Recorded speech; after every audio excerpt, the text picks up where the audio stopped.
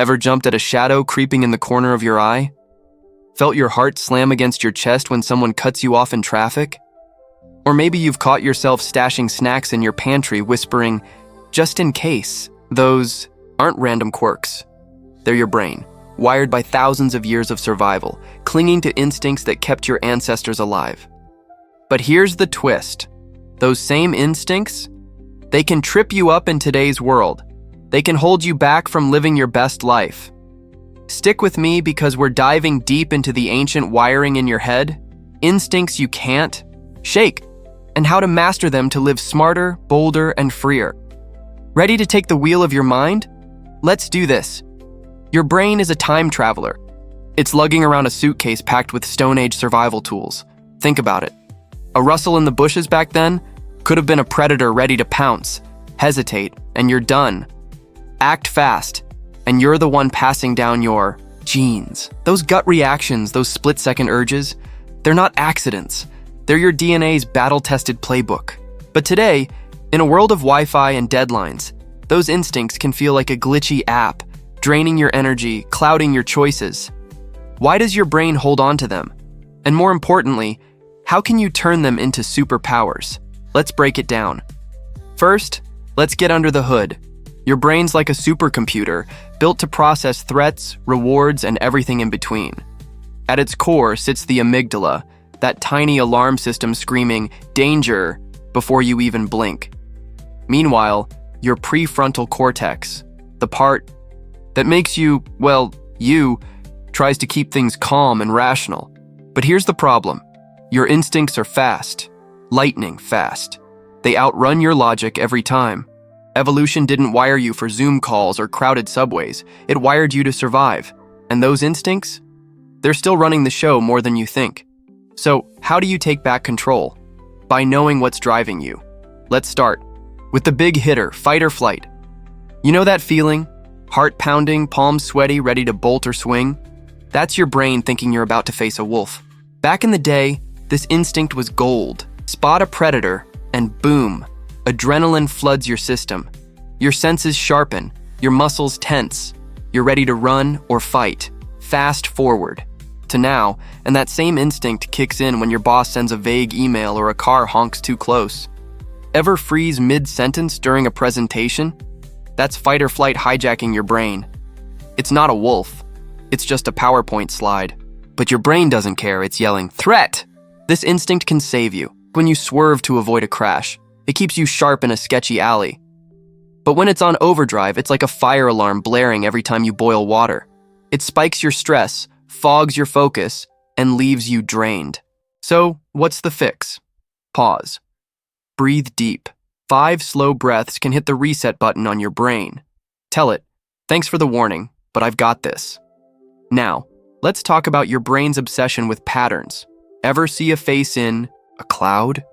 Or swear a coincidence meant something huge? That's your brain hunting for meaning.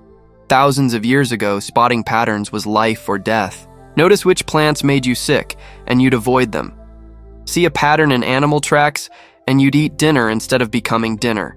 Your brain's wired to connect dots, even when there's nothing to connect. Today, this shows up in quirky ways. Ever knock on wood to dodge bad luck? Or get sucked into a wild theory online? That's your pattern-seeking brain running the show. It's why you might think your phone's spying when an ad pops up for something you just mentioned. Spoiler, it's probably not, but this instinct isn't all trouble. It's why you're creative. It's why you solve puzzles, dream big, invent new things. The trick? Don't let it fool you. When you spot a pattern, ask, "Is this real, or is my brain just sketching lines in the noise?" Challenge it. Stay sharp. Next up, your need to belong. Ever feel a sting when you're left out of a group chat? Or obsess over what someone thinks of you? That's your social bonding instinct kicking in. Back when survival meant sticking with the tribe, being included was everything. Alone, you were vulnerable. Together, you had food, safety, strength. Your brain still craves that connection. It's why a like on your post feels like a warm hug, or why rejection cuts like a knife. Today, this instinct drives you to fit in. Sometimes, too much.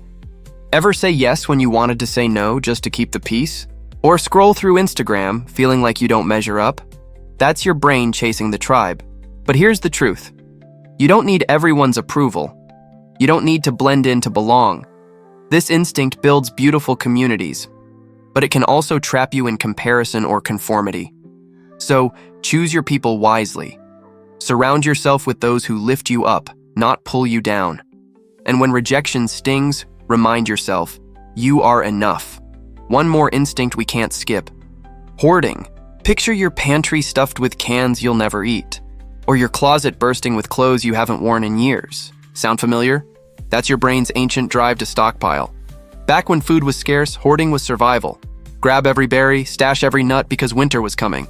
Today, it's why you snag 3 bottles of shampoo on sale or can't toss that old phone just in case. This instinct gives you security, but it can bury you in clutter. And it's not just stuff. Ever hoard your time or energy, saying no to new opportunities because you're scared to lose what you've got? Here's the deal. You don't need to cling to everything. Let go of what's weighing you down. Keep what serves you. Trust you'll find what you need when the time comes. So, how do you navigate a world that's nothing like the one these instincts were built for? It's like driving a horse-drawn carriage on a freeway. Your instincts are powerful, but they don't always know the way. The key is self-awareness. Notice when your brain's sounding alarms for no reason. Catch yourself chasing patterns that aren't there. Choose who gets a seat in your life, and let go of the stuff, physical or mental, that's holding you back. Try this. When fight or flight hits, take 5 slow breaths to calm the storm. When patterns tempt you, ask, what's the evidence? Before you buy in. For social, instincts focus on quality, build real connections, not just followers. And for hoarding, pick one thing each month to release. A shirt, a grudge, a fear. You'll feel lighter than ever. Here's the big picture. Your instincts are like an old map, drawn for a world long gone. You can't erase them, and you don't need to. They're part of your story. They kept your ancestors alive. They spark your creativity, your grit, your ability to connect. But you're not a caveman. You're not dodging predators or scraping for food. You're navigating a world of endless choices, constant noise, new pressures. Don't let your instincts steer the ship. Put them in the passenger seat. Let them whisper advice, but you hold the helm. You decide your path. What's one instinct? You see running your life? That jolt of fear when you check your bank account? The urge to say yes when you mean no? Name it. Own it. Because the second you see it, you start to control it. You're not chained to your wiring. You're a human with a mind that can learn, adapt, and grow. Those instincts, they're not your master. They're tools. Use them to build a life that's not just about surviving, but thriving. You've got the power to rewrite the story. If this sparked something in you, hit that like button. It tells YouTube this matters and helps us reach more people like you. And if you're ready to keep mastering your mind and living bigger, subscribe to the channel, join the tribe. Let's tackle this wild, messy, beautiful thing called life together. I'll see you in the next one.